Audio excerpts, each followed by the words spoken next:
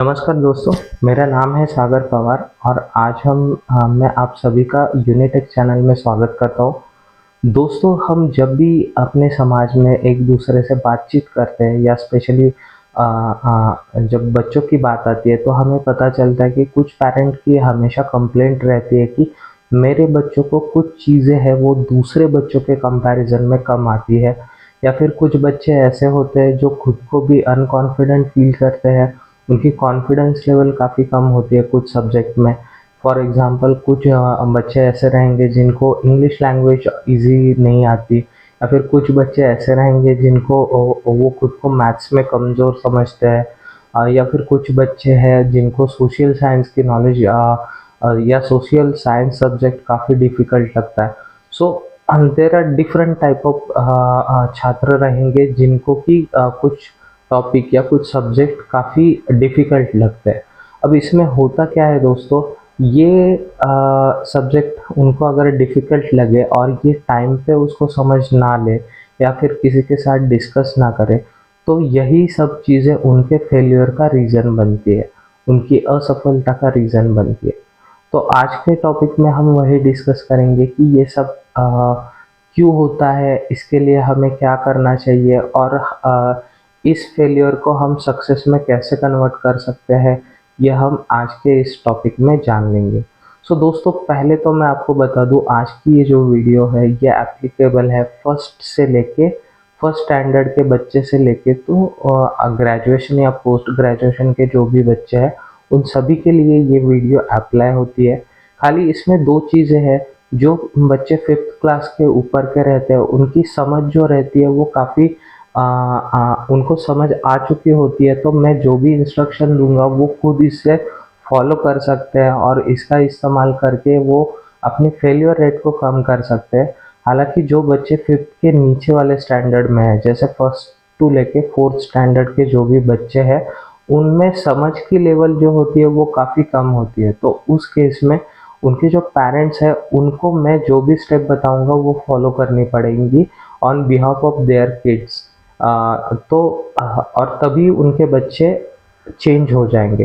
सो दोस्तों, ये मैं आगे चल के बताऊंगा कि पेरेंट्स को क्या करना चाहिए।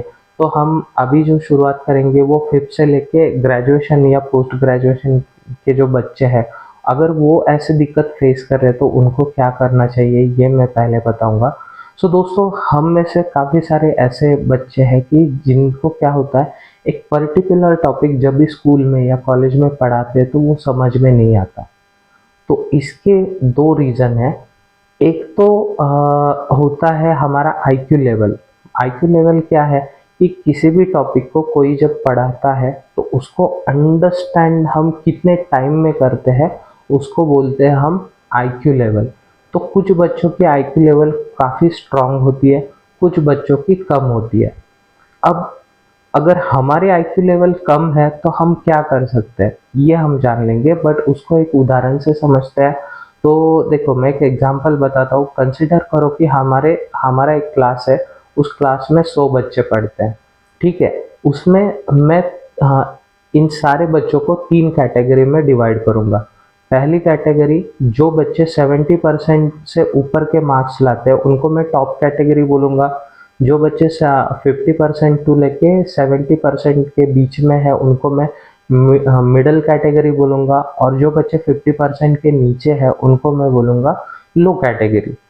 तो ये 3 कैटेगरी के बच्चे हैं। अब मुझे ये बताओ, मैंने ये कैटेगराइजेशन किस बेसिस पे किया? उनके मार्क्स के बेसिस पे कि उनको कितना परसेंटेज मिला है। बट दोस्तों, यहाँ पे सोचने वाली ये चीज़ है, जब हमारा बर्थ हुआ, जब भी हमारा जन्म हुआ, तो आपको ऐसे लगता है कि भगवान ने हमें भेजते टाइम ही डिफरेंट लेवल की आईक्यू लेवल या समझ या हमारा जो ब्रेन है उसमें पार्शियलिटी करके भेजा?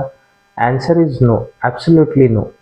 हमारे सभी के पास सेम ही बुद्धि है। टॉप लेवल, मिडल लेवल और लो लेवल सभी कैटेगरी के बच्चों के पास सेम लेवल ऑफ ब्रेन है, बट उसमें डिफरेंस क्या है? IQ level. तो ये सब चीज़ें क्या है इसको हम समझते हैं। तो देखो, जब भी कोई आपसे मैं और एक क्वेश्चन करता हूँ उस एग्जाम्पल से लेके हमें करना क्या है ये समझते हैं। तो मैं अगर आपको बोलूँगा कि आप अपने मन में ही आपका खुद का नाम रिकॉल करो, मैं आपसे सवाल करूँगा आपका नाम क्या है और आपको अपने मन में इस सवाल का आंसर देना है और इसके लिए मैं आपको 3 सेकंड दूंगा।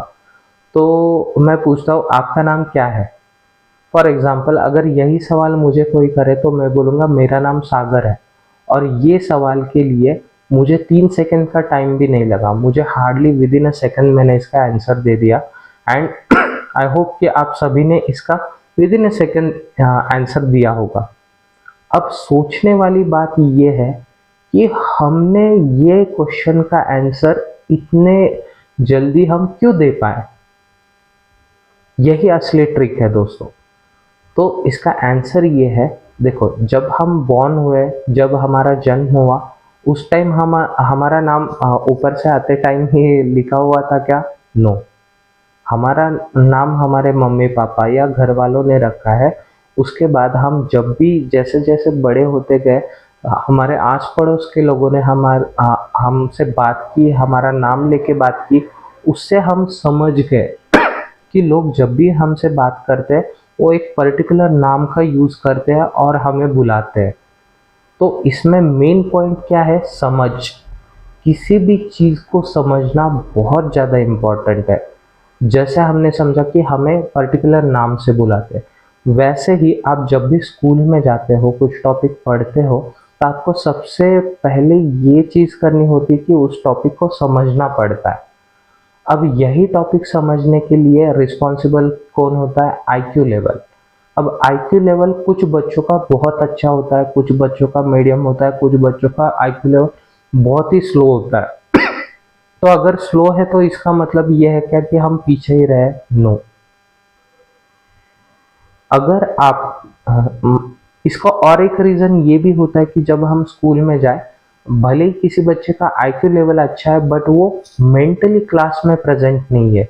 ये भी एक चीज़ होती है दोस्तों कि जब भी टीचर पढ़ाती हो तो कुछ बच्चे फिजिकली एंड मेंटली दोनों तरीके से स्कूल में प्रेजेंट होते हैं, और कुछ बच्चे ऐसे होते हैं जो क्लास में जाके तो बैठते हैं बट उनका ध्यान कहीं और होता है। तो ऐसी चीज़ अगर आपके साथ हो रही है तो बिल्कुल ना करें।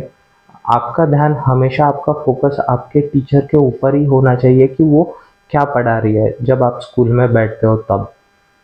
और दूसरी चीज़ जो मैंने पहले बोली थी जो आईक्यू लेवल से रिलेट करती है, मान लो आपका आईक्यू लेवल काफ़ी कम है, तो उसके लिए आप क्या कर सकते हैं? जब भी आप क्लास में बैठो तो आपके टीचर के ऊपर फोकस करो कि वो क्या पढ़ा रहे हैं आपको। अगर फिर भी आपको वो चीज़ नहीं समझती तो उसके अल्टरनेटिव ऑप्शन क्या है? पहली चीज़, आप आपके दोस्त जो भी आपके फ्रेंड्स हैं, और पहले उनसे पूछो जो आपको बेस्ट फ्रेंड लगते हैं कि क्या आपको ये टॉपिक समझ में आया। अगर उनको वो टॉपिक समझा हो तो आप उनसे वो अंडरस्टैंड करने की कोशिश करें कि ये चीज़ है, ये कैसे करते हैं, या फिर आपको क्या नहीं समझा वो डिस्कस करो। अगर आपके फ्रेंड आपको समझा पाते हैं तो वेल एंड गुड, फिर आपको टीचर के पास जाने की ज़रूरत नहीं है, आप वो टॉपिक समझ जाओगे। सेकेंड थिंग, अगर फ्रेंड आपके वो एक्सप्लेन नहीं कर पा रहे तो आप आपके टीचर के पास जाओ। भले आपको सेम क्लास जब चल रही थी उस टाइम पूछने में कुछ दिक्कत आ रही है, तो आपके क्लासेस जब भी ख़त्म हो जाते हैं या स्कूल छूटने का टाइम आता है तो आप स्कूल छूटने के बाद आपके टीचर के पास जाओ और उनको बोलो कि टीचर आपने ये जो भी पढ़ाया था वो मुझे समझ में नहीं आया, और आपको जो भी दिक्कत है वो ऑनेस्टली अपने टीचर को बताओ। तो इससे क्या होगा, आपके टीचर डेफिनेटली आपके डाउट्स जो है वो क्लियर करेंगे और आपको वो प्रॉब्लम या टॉपिक अंडरस्टैंड करने में हेल्प करेंगे। सो ये तो हुई पहली चीज़ कि अंडरस्टैंड करो। कोई भी टॉपिक हो जो आपको लगता है नहीं आता, पहले उसको समझो वो है क्या और वो सॉल्व कैसे करना है। अब सिर्फ अंडरस्टैंडिंग से अपना काम बन जाएगा क्या? Again answer is no. सिर्फ अंडरस्टैंडिंग से हमारा काम नहीं होगा। मान लो आपने एक टॉपिक आज अंडरस्टैंड किया, तो उसके बाद नेक्स्ट स्टेप क्या आती है? उसका प्रैक्टिस करना। फॉर एग्जाम्पल, मैं एक एग्जाम्पल देता हूँ। मान लो हमारा मैथ्स, हम एक मैथमेटिक्स का एग्जाम्पल सॉल्व कर रहे हैं। तो फर्स्ट टाइम आप जब उसको सॉल्व कर रहे थे, आफ्टर योर अंडरस्टैंडिंग, उस टाइम आपको वो मैथ्स की प्रॉब्लम सॉल्व करने में 10 मिनट का टाइम लगा, बट एक बार समझने के बाद आप घर पे आए और आपने उसी एग्जाम्पल को 2-3 बार प्रैक्टिस किया या 2-3 बार सॉल्व किया, उससे क्या हो गई आपकी प्रैक्टिस। और प्रैक्टिस जो है वो आपको काफ़ी स्ट्रांग बनाता है। अगर आपने वो एग्जाम्पल अच्छे से सॉल्व किए तो नेक्स्ट टाइम आप जब उसकी प्रैक्टिस की है तो नेक्स्ट टाइम आप जब वो सेम चीज़ सॉल्व करने जाओगे तो आपको पहले जो 10 मिनट का टाइम लग रहा था वो सिर्फ हाफ ऑफ द टाइम हो जाएगा, उसको आप 5-6 मिनट में सॉल्व कर सकते हो। तो सेकंड इम्पॉर्टेंट चीज़ है प्रैक्टिस करना। जिस जैसे ही आपको कोई टॉपिक समझ में आ जाए तो आप उसको उसकी प्रैक्टिस करना उतना ही इम्पोर्टेंट है जितना कि समझना इम्पोर्टेंट है। और एक बार प्रैक्टिस कर लोगे तो मान लो आपको उसमें कुछ ट्रिक मिल जाए या फिर कुछ इम्पोर्टेंट चीज़ समझे, या ऐसा लग रहा हो कि मैं इन फ्यूचर इसमें से कुछ चीज़ें भूल सकता हूँ, तो अपने लैंग्वेज में वो चीज़ आपके नोटबुक में लिख के रखो, ताकि नेक्स्ट टाइम जब भी आप वो टॉपिक विजिट करो तो वो नोट्स पढ़ के आपको वो टॉपिक इजीली समझ में आना चाहिए। तो ये अगर करते हो तो आप इजीली प्रॉब्लम सॉल्व कर सकते हो। तो यही चीज़ हमारे रियल वर्ल्ड में भी एप्लीकेबल होती है।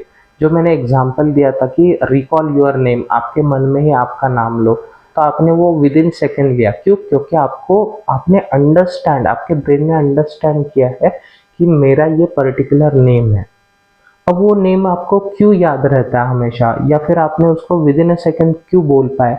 बिकॉज आप डेली रूटीन में जब भी बाहर जाते हो या किसी से मिलते हो तो किसी ना किसी तरीके से हर कोई आपको हमेशा आपके नाम से बुलाते रहता है।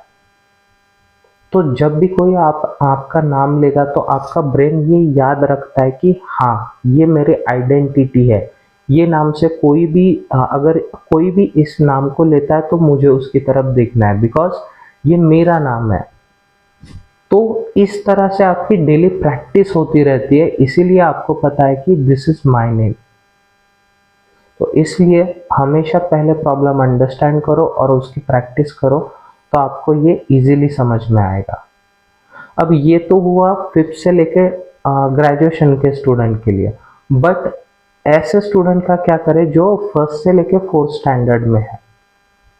तो यहाँ पे पेरेंट्स का बड़ा इम्पोर्टेंट रोल होता है, बिकॉज देखो छोटे बच्चों के पास समझ और कंसंट्रेशन दोनों काफ़ी कम होते हैं।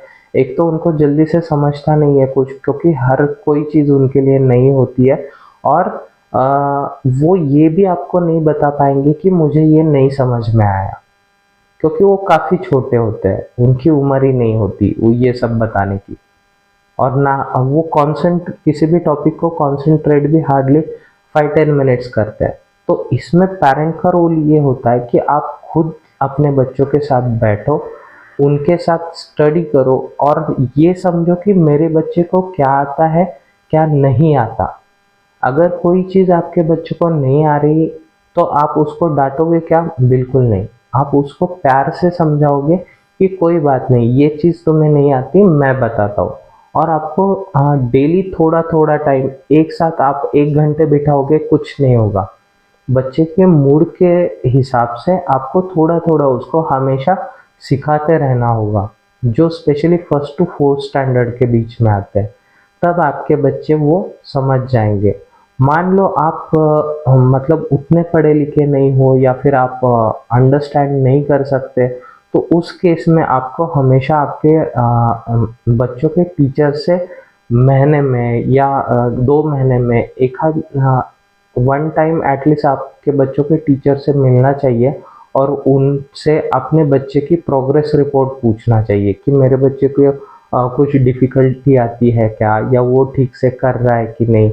और भले ही आप उसको पढ़ा नहीं पा रहे, बट आप एक चीज़ डेफिनेटली कर सकते हो कि अपने बच्चे को मोटिवेट कर सकते हो कि जो टीचर पढ़ाते हैं उस पर ध्यान दो, या फिर घर पे आप मतलब छोटे बच्चे एज वेल एज बड़े बच्चे सबके लिए टाइम टेबल होना इक्वली इम्पॉर्टेंट है। सो दोस्तों, जो बच्चे बड़े हैं फिफ्थ टू लेके पोस्ट ग्रेजुएशन, तो उनके लिए दिन में मिनिमम 2 आवर्स स्टडी करना बहुत इम्पोर्टेंट है। और आप जब 2 आवर्स स्टडी करते हो तो आपका पूरा कंसंट्रेशन आपके स्टडी के ऊपर ही होना चाहिए। उससे क्या होगा, कम टाइम में आप ज़्यादा पढ़ पाओगे, अच्छे से समझ पाओगे। बिकॉज़ आप दिन में भी स्कूल जाते हो, स्कूल से आने के बाद आपको 2 आवर का स्टडी मतलब बहुत ज़्यादा है, उतना करोगे तब भी सफिशिएंट वन। और जो छोटे बच्चे हैं अप टू 4th क्लास, उनको उनके मूड के हिसाब से ही उनका स्टडी लेना चाहिए। अब इसमें और एक चीज़ इम्पोर्टेंट क्या है दोस्तों, सिर्फ हम स्टडी ही करें क्या? नो। स्टडी के अलावा हमें खेलने कूदने का भी शौक होना चाहिए, या फिर पेरेंट्स को ये ध्यान में रखना है कि अगर आपका बच्चा 2 घंटे पढ़ाई कर रहा है तो उसको 2 घंटे खेलने को भी छोड़ना चाहिए। मतलब जितना वो पढ़ेगा उतना ही टाइम आप उसको खेलने को छोड़ दें। क्योंकि अगर आपकी फिजिकल एक्टिविटी, जब मैं खेलने की बात कर रहा हूँ तो ये नहीं कि घर में बैठ के आप लैपटॉप पे गेम खेलो, मोबाइल पे खेलो या टीवी देखो, ये सारी चीज़ें आपको नहीं करनी। ऐसे खेल खेलो जिससे आपकी फिजिकल एक्टिविटी बढ़ जाए, क्योंकि वो आपको आपकी फिजिकल फिटनेस बढ़ाता है। और अगर आपकी फिजिकल फिटनेस बढ़ी तो ऑटोमेटिकली आपका आईक्यू लेवल अच्छा होता है, या फिर कंसंट्रेशन लेवल बढ़ जाती है, और सभी आपके जो शरीर है उसकी ग्रोथ काफ़ी अच्छे से हो जाती है। इसलिए खेलना भी इक्वली इम्पोर्टेंट है। और दोस्तों सबसे इम्पोर्टेंट चीज़, जब भी आपके बच्चे स्कूल से घर आ जाए और मान लो आपने उनका टाइम टेबल शेड्यूल किया है, और उसका पढ़ने का टाइम हुआ, बट आपने कभी भी पढ़ने के टाइम, खाने खाने के टाइम, या कोई भी टाइम पे अगर आप ये फील कर रहे हो, स्पेशल पेरेंट को रिक्वेस्ट है मेरी कि आपके बच्चे को नींद आ रही है, तो आप उसको सोने दें। उसको ये मत करे कि अभी तुम्हारा पढ़ने का टाइम है तो अभी तुम्हें पढ़ना ही पड़ेगा। नो, ऐसी गलती कभी मत करो, क्योंकि बच्चे जितना सोते हैं, जितना वो अपनी नींद कंप्लीट करेंगे, उतना ही उनका कंसंट्रेशन लेवल बढ़ता है। और आप फ्रेश माइंड से जो भी काम करोगे उसमें आप उसको आप काफ़ी कम समय में समझ सकते हो। तो भले ही वो आपके टाइम टेबल के हिसाब से पढ़ने के समय पे उसको नींद आ गई, ठीक है, कोई बात नहीं, उसको सोने दो। वो जब नींद से जग जाए तब आप उसका बचा हुआ स्टडी लो। क्योंकि नींद काफ़ी इम्पोर्टेंट होती है बच्चों के लाइफ में। जितना वो ज़्यादा नींद लेंगे उतने ही उनकी कंसंट्रेशन या फिर आईक्यू लेवल बढ़ जाती है। सो दोस्तों, आप लाइफ में जब भी ऐसी चीज़ें फेस करो तो हमेशा आपके टीचर से बात करो, प्रॉब्लम को अंडरस्टैंड करो, और अंडरस्टैंड करने के बाद उसका प्रैक्टिस करो। ये अगर चीज़ आप करोगे तो डेफिनेटली आपका जो फेल्योर रेट है वो कम हो जाएगा, और आप आपके लाइफ में काफ़ी सक्सेसफुल हो जाएंगे। सो यही था आज के टॉपिक में। अगर आपको आज का टॉपिक अच्छा लगा हो तो मुझे डेफिनेटली कमेंट में बताएं कि आज का टॉपिक या डिस्कशन आपको कैसे लगा। और जब भी आप आपके लाइफ में ऐसा फील करोगे कि मुझे कुछ नहीं आता, तो जैसे मैंने बोला वैसे हमेशा आप ये रिकॉल करो कि मेरा खुद का नाम क्या है। अगर आप आपका नाम बता पाए तो आपको दुनिया में वो हर चीज़ आप कर सकते हो जो दूसरे लोगों को आती है। खाली आपको उसको अंडरस्टैंड करने में टाइम लग सकता है, कोई बात नहीं। आपके आईक्यू लेवल के हिसाब से आप अंडरस्टैंड करो और उस पर काम करो, आपको हर चीज़ आ जाएगी। सो दोस्तों, मिलते हैं नेक्स्ट एपिसोड में। बाय।